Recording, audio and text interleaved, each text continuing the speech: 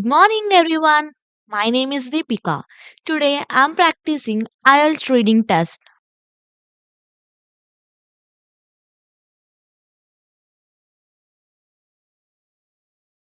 In recent years, researchers have increasingly examined the role of green spaces in urban areas and their influence on human well being.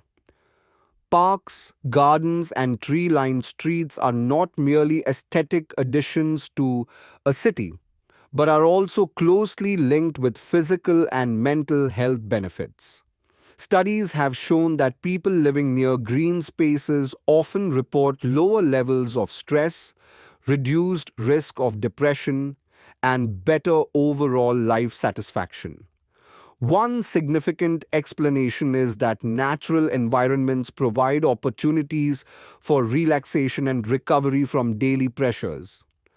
Unlike busy streets or crowded shopping centers, parks offer quietness, fresh air, and visual relief from concrete surroundings. These factors help individuals restore their attention and improve concentration levels.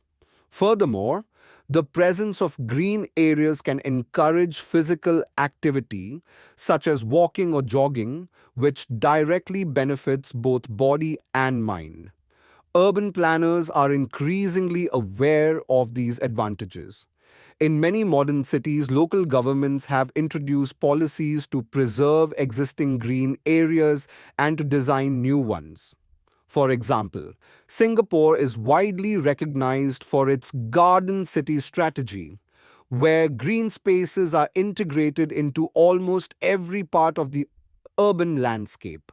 Similarly, some European cities now mandate minimum green coverage in new residential developments. However, not all cities have been equally successful. In rapidly expanding metropolitan areas of Asia and Africa, green spaces are often sacrificed for housing and commercial construction. The lack of vegetation in such regions has been associated with rising air pollution, higher urban temperatures, and a greater sense of social isolation among residents. Although most experts agree on the importance of urban greenery, debates remain about the best ways to implement it. Some argue that small, scattered green pockets are enough, while others insist that larger parks are more effective. Nevertheless, the consensus is that access to nature, even in limited forms, is essential for sustainable urban living. Now let's identify the statements are true or false. Question 1. People who live near green areas generally experience better mental health. So let's find the answer in the given passage. Studies have shown that people living near green spaces often report lower level of stress, reduced risk of depression, and better overall life satisfaction. So, from this we can conclude that the statement is true. And the next question too. Shopping centers are considered more relaxing than natural environments. So the answer for the question is in the line 6.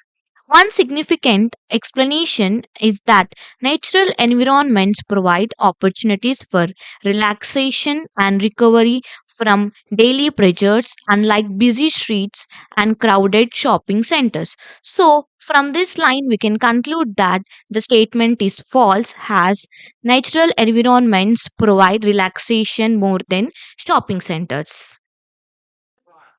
And question 3. Physical activity in parks contributes positively to mental health.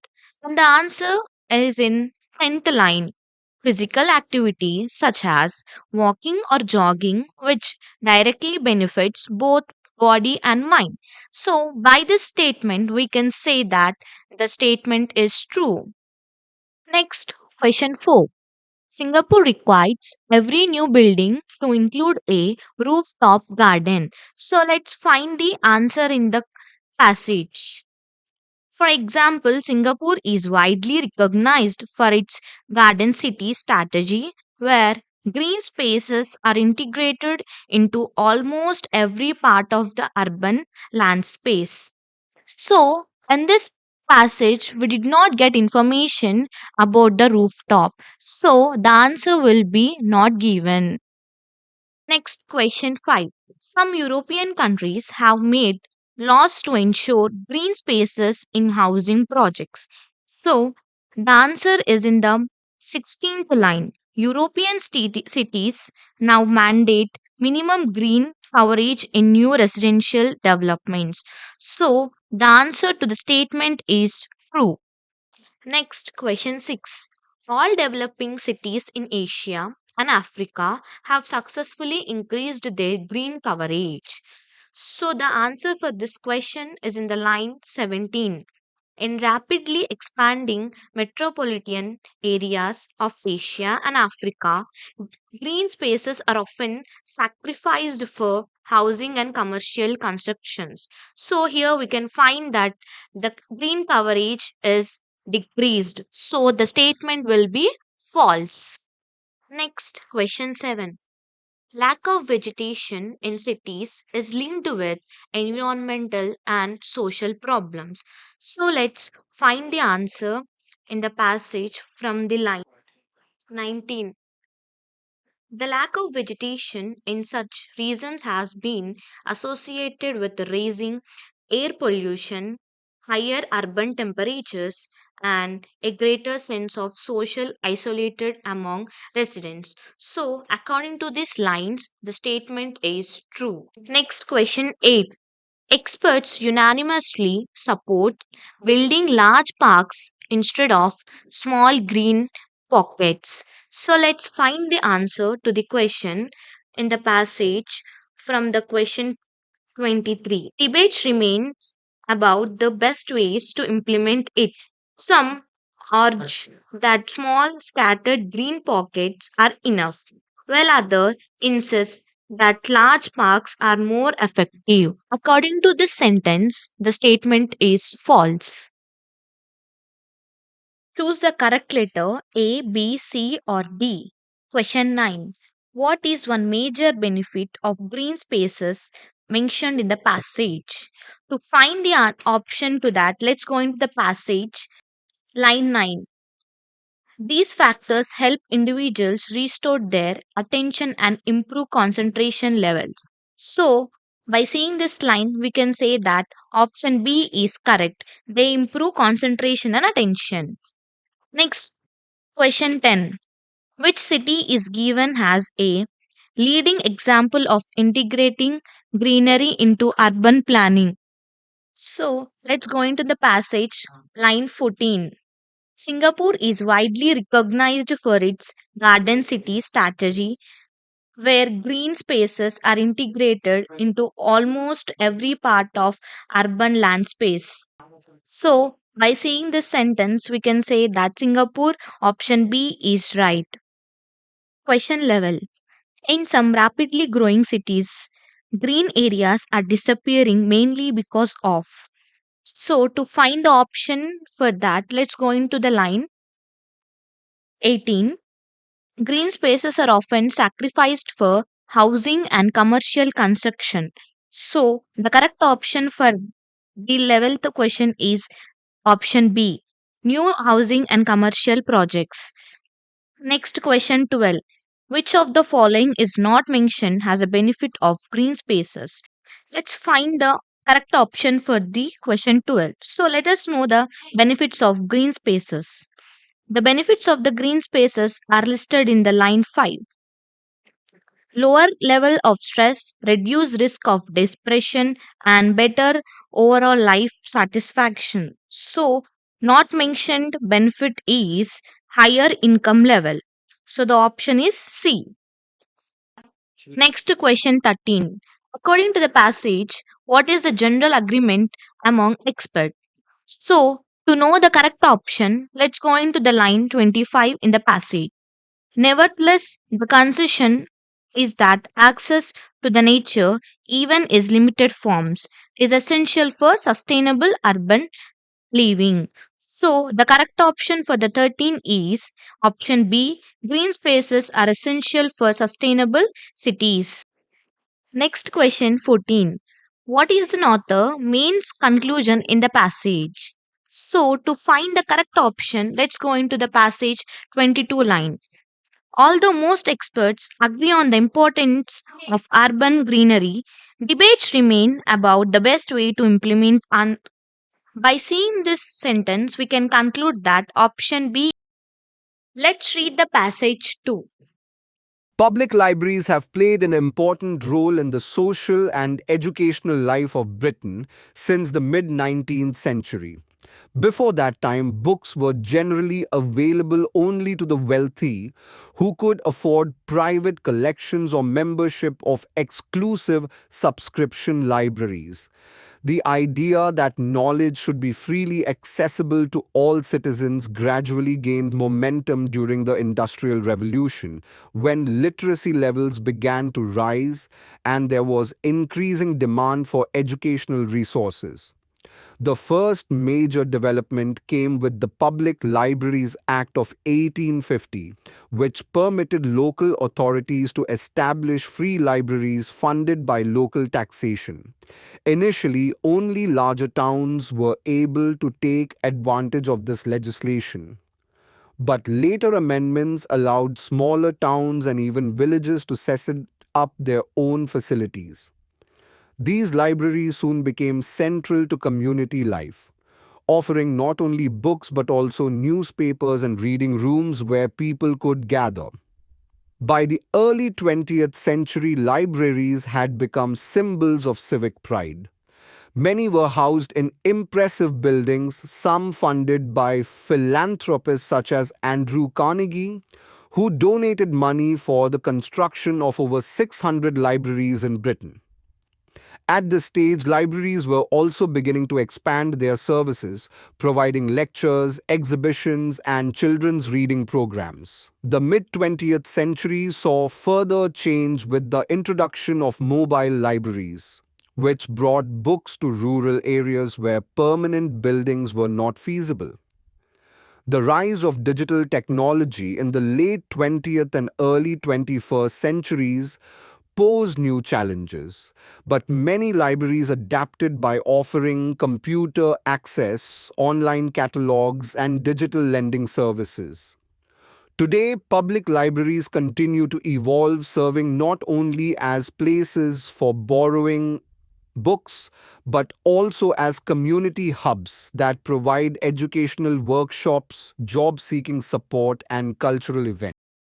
So, let's complete the table by reading the given passage. Question 15. Before 19th century, books limited to. So now let's find the answer to the question. Before that time, books were generally available only to wealthy. So the answer will be wealthy. Next, question 16. 1850 Act allowed towns to build libraries using. So the answer to the given question is the first major development came with the Public Libraries Act of 1850, which permitted local authorities to establish free libraries funded by local taxation. So, here the buildings were funded by local taxations. The answer is local taxation.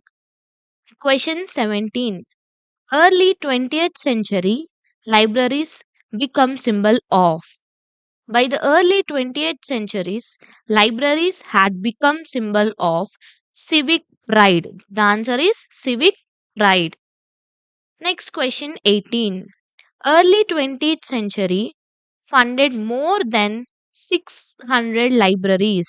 Many were housed in impressive buildings, some funded by philanthropists such as Andrew Carnegie. So, Andrew Carnegie has funded 600 libraries. Next question 19. Mid 20th century, mobile libraries reached. The mid 20th century saw further changes with the introduction of mobile libraries, which brought books to rural areas. So the answer is rural areas. The next question 20. 21st century libraries also act as.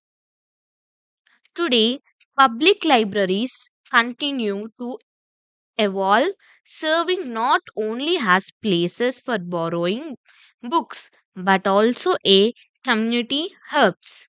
So the answer is community hubs. Write no more than three words for each answer. Here we have to use only three words for the answer. Question 21. What movement increased the demand for books in the 19th century? The idea that knowledge should be freely accessible to all citizens gradually gained momentum during the Industrial Revolution. So, the demand for the books was increased by Industrial Revolution. So, the answer is Industrial Revolution. Next question 22. What additional materials did libraries offer beside books? These libraries soon become central to community life, offering not only books but also newspaper. So the answer is newspapers. Next question 23. What type of programs were introduced for young readers? At this stage, libraries were also beginning to expand their services, providing lectures, exhibition, and children's reading program. So, for the young readers, they provided children's reading programs. The answer is children's reading programs. The next question is 24. What new facility did libraries add with the rise of digital technology? The rise of digital technology in the late 20th and early 21st centuries posed new challenges, but many libraries adapted by offering computer access. So the answer is computer access. The next question 25. Apart from lending books, what type of support do libraries now provide? Today, public libraries continue to evolve, serving not only as places for borrowing books but also as community hubs that provide educational workshops, job seeking support, and cultural events. So, the library's support has an job seeking support. The answer is job seeking support. Next 26th question. According to the passage, what challenge did libraries face in the late 20th century? The rise of digital technology in the late 20th and early 21st century posed new challenges. So, the answer is competition from digital technology. Let's read the passage 3.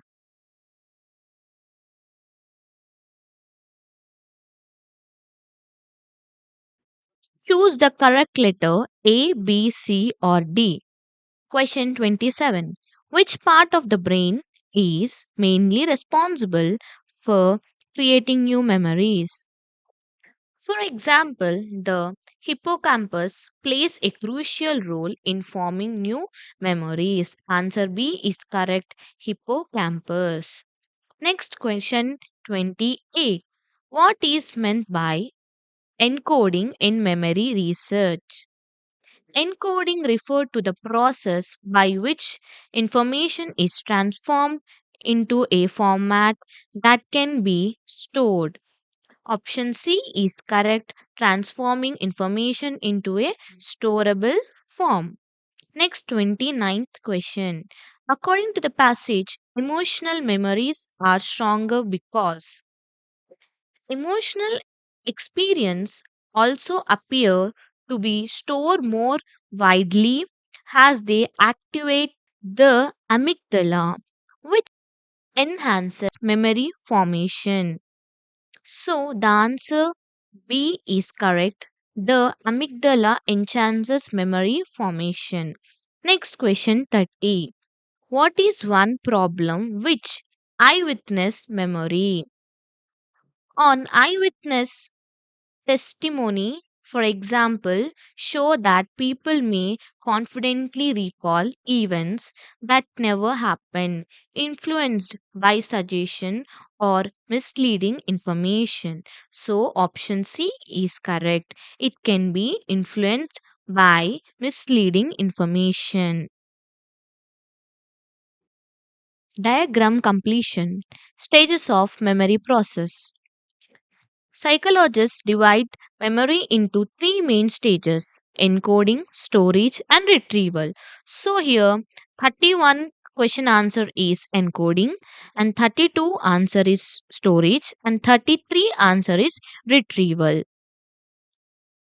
Next, complete the summary using the list of words A to J below. Write the correct letter A to J in the box 34 to 40.